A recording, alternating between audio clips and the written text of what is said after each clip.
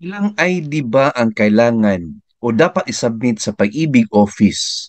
MPL application or pagkuha ng Provident Benefit Check, MPL Refund Check, or MP2 Check?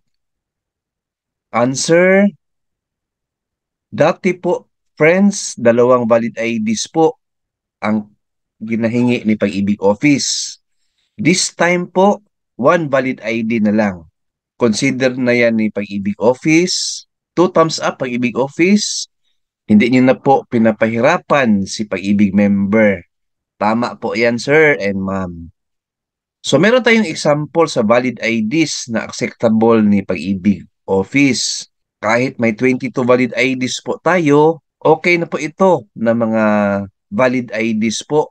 I-present nyo lang po yung kahit isa lang dito at goods na po si Pag-ibig. Ito po, number 1, company ID. Number 2, PRC ID. Number 3, SSS ID. Number 4, senior citizen ID. Number 5, driver's license. Number 6, passport. Number 7, Pag-ibig loyalty card. Number 8, other government-issued valid IDs. Importante friends na yung valid ID natin may signature tsaka birth date. Yan po ang tinitingnan ni Pag-ibig Office. Alright?